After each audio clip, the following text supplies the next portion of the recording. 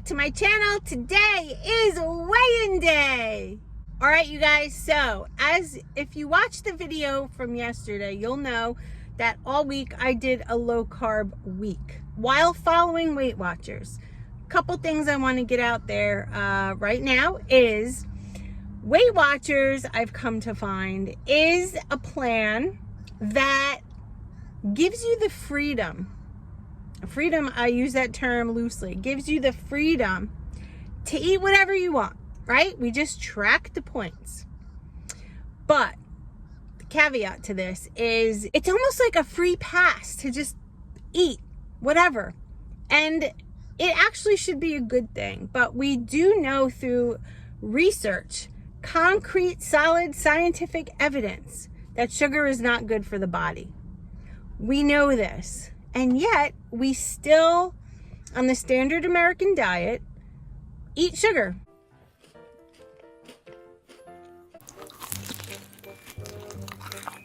Why do we do that? It's a craving. It is ingrained in our brain. We were taught by an early age that fruits and vegetables were excellent for your diet. We were taught that grains and bread and pasta and all these things should be like the bulk, and then, you know, protein and things like that get smaller in the pyramid. Well, Weight Watchers is phenomenal because it's portion control, calorie control. But what we know is a calorie isn't necessarily a calorie. Okay, so I have 29 points. I don't really have any 0-point foods other than eggs because I don't do well with 0-point foods. That's really a free pass to just eat. And that's not what I want to do. So every food that I eat other than eggs, because I don't overeat eggs, is 0 in my Weight Watchers app. What I was finding was that because I haven't been free to eat what I want in a very long time, and that was my own choice. But because I was very limited to what I could eat, this was like a free pass to just eat whatever. Like I said yesterday, rice and beans and potatoes and pasta. And then I was seeking out alternatives like high fiber pasta or, you know, things with chemicals in them to keep the carbs somewhat low and the sugar low. But the chemicals that were in the foods I was eating did the same thing to the brain. The brain doesn't recognize fake sugar, real sugar. Bottom line, it does not. Okay? And another thing is I would save points sometimes to indulge.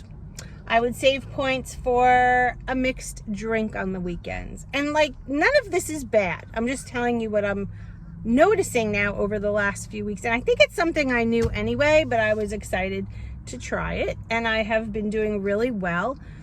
But I see myself going down not the best path with food choices.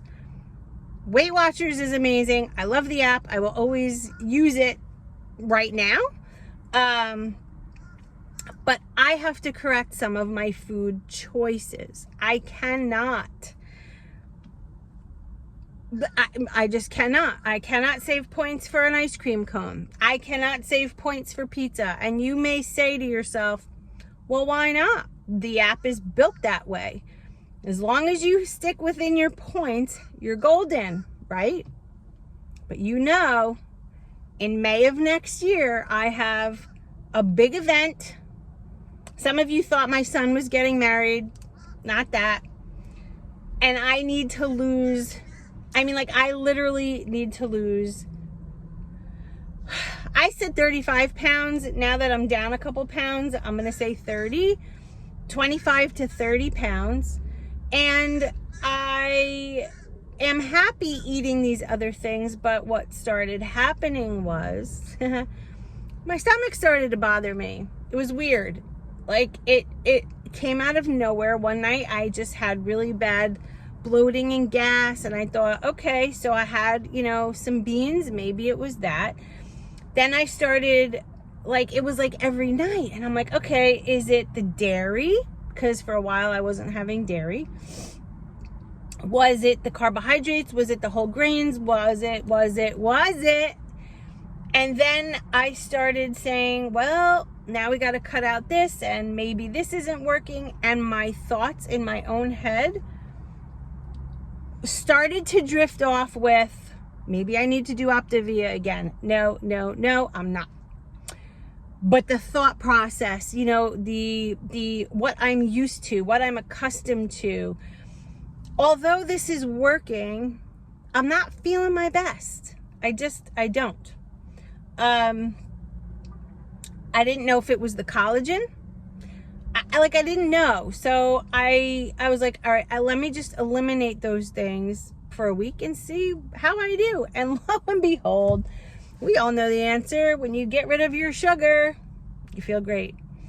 My hunger is hugely decreased right now.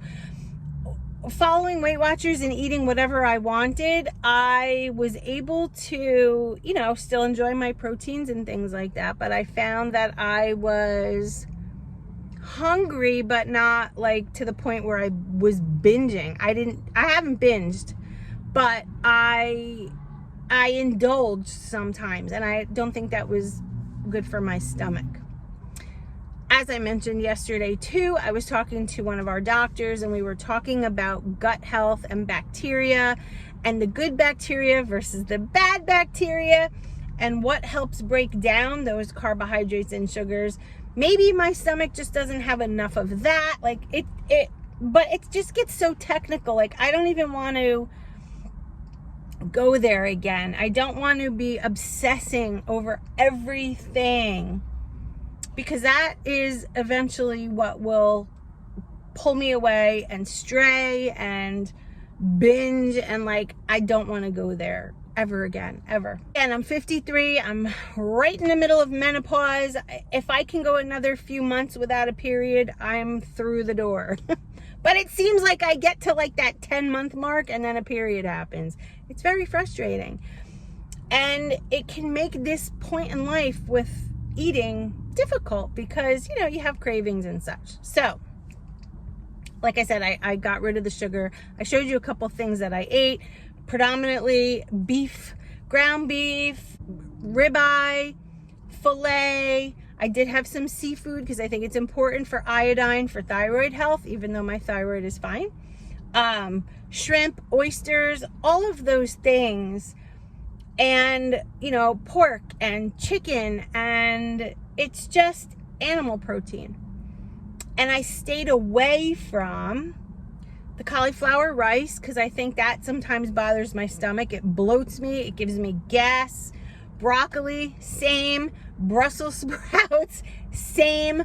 What the heck is it, And then the beans, so I don't know. I'm starting to think that it's like when I eat plants, fruit especially, talk about running to the bathroom. Holy crap.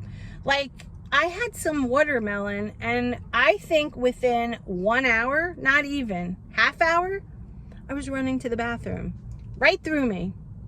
And again, it could be that I'm just not used to these things, because for how long did I stay away from that? But maybe my body, just as it's getting older and going through hormonal shift, it's not good for me. It's not that it's not good for me. Maybe it's not good for me.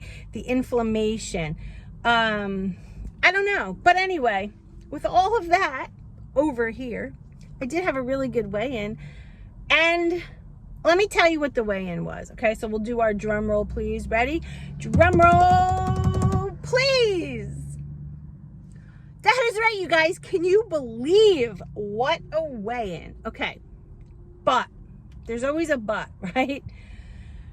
The first week that you eliminate those foods from your diet, you are going to have a whoosh. It's your body releasing all of the water that you have accumulated while eating those sugary carbohydrates. And now that I don't have them for the last few days, I have a whoosh. But interestingly enough, in only a week of doing this, I'm sleeping better. I'm not achy. I'm not running to the bathroom. I don't feel as puffy. My rings are fitting better. Like, I feel better. And then I start tracking everything, because I'm still tracking, but I'm tracking, you know, if I eat a pat of butter, if I eat a steak, if I eat a chicken wing, and those on the app are expensive foods, meaning the point values are very high because they're technically fatty. But to regulate hormones, especially during menopause, we need to eat fat. And I think, like, when I look back at, you know, the last year or so with my struggle with all of this, my fat was like really low. Even the Weight Watchers app, if you eat things that have hardly any fat, there are hardly any points. Fat is good. We've been taught wrong. Fat is not wonderful, though, when you're eating carbs. So it's like you either have to eat high fat or high carbs. You have to make your choice, but you can't do both, because that's what helps pack weight on. Your hormones get dysregulated. You lose your ability to sleep at night. And I know some of you out there, one in particular who lives in Rhode Island, who doesn't sleep well, who's got insomnia. And like, I get that too sometimes. But when you increase your fat, your intake, and I mean good fat, not like junky fat, not fried food. I'm talking like animal protein fat. If you eat a chicken thigh, there's really good fat. It's an animal, right? So if you notice that you're not sleeping well at night, try to increase your fat a little bit and take down your sugars, and I'll bet you sleep better. It happens every time I do this. But what I notice is, like I said, the point value to these foods are just crazy. Like, I'll have 4 ounces of a steak and it's like 6 points. Not terrible, right? But then you add in maybe an egg on the side. Well, mine are 0, but let's say you have like the one day I had burgers and an egg. Then another time I had a steak for lunch, and then I had salmon for dinner, and I had eggs in the morning. Like, the salmon, the steak, and it just adds up really quickly, and then your calories are way low, which I can't do either, because that creates binging. So what's the bottom line here? The bottom line is, for another week, I'm going to continue eating this way. I want to see how I feel. I'm still going to track, even though the points are hefty. But I did also upload to my cell phone, again, Carb Manager, because I want to see what my intake is, along with the point system. So I have an idea of where I'm at macro-wise, and we'll see what happens. But feeling good. I'm feeling really good. I feel, I feel like now I have to eliminate some of what I was enjoying, but if the payoff is that I don't have a stomach ache and running to the bathroom, I guess I just have to grow up and take it. Anywho, that's my weigh-in video and my explanation to some of the questions that came through yesterday. For those of you who have been super supportive, I cannot thank you enough. You're all amazing, and I appreciate you beyond any words that I could say. All right? I just want you to know that. You mean the world to me. You support me. You help me. Whenever I feel down and out, I think of you. How can I disappoint you guys? I can't. So anyway, that's the scoop. I hope you all have a wonderful weekend. Stay tuned this week. I'm going to be making some low carb, Weight Watchers friendly foods and recipes. I'm looking into some new things. I'm going to do some air fryer things. So hope you stay tuned for that. Have a great weekend. I love you all. I'll see you soon. Bye.